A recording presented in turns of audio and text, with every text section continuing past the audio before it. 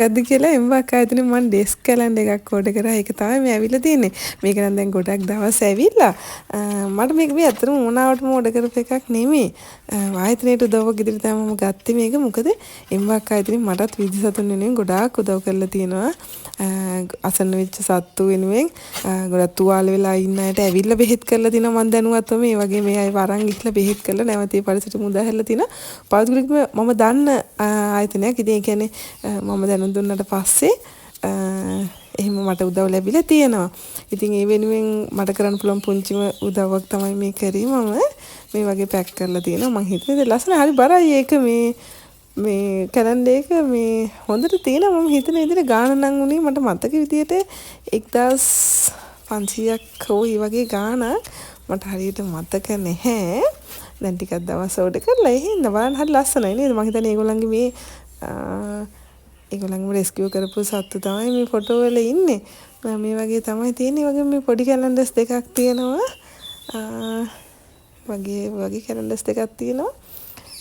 ලස්සනට තියෙනවා. හැබැයි මේක මේ කලර්ස් එකත් හරි ලස්සනයි. මෙන්න මේක තමයි මේ කැලෙන්ඩර් එක. බලමු අපි ඇතුළේ කොහොමද තියෙන්නේ කියලා. මේක ඇත්තට මේ ආයතනයේට මේ ආයතන ගොඩක් අය සමහර අය බනින අයත් ඉන්නවා. නමුත් මම කියන්නේ වැරදිලා තියෙනවද මම දන්නේ නැහැ. නමුත් මට නම් හැම තිස්සෙම උදව් ලැබිලා තියෙනවා විදිසතුන් වෙනුවෙන්. අපිට ඉතින් ඕනේ ඒකනේ.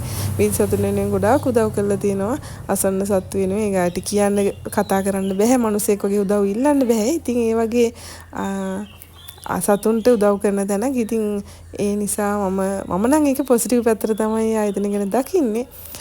මේ ඉන්නේ මම හිතන්නේ මේ රෙස්කියු කරපු සත්තු හරිම ලස්සනයි නේද? හරිම හොරතල්. මේ වගේ අය ඉන්නවා. ඔයාලටත් පුළුවන් නම් ඉතින් මේ කැලෙන්ඩර්ස් නම් දැන් ගන්න නැහැ මම දන්නේ විදිහට.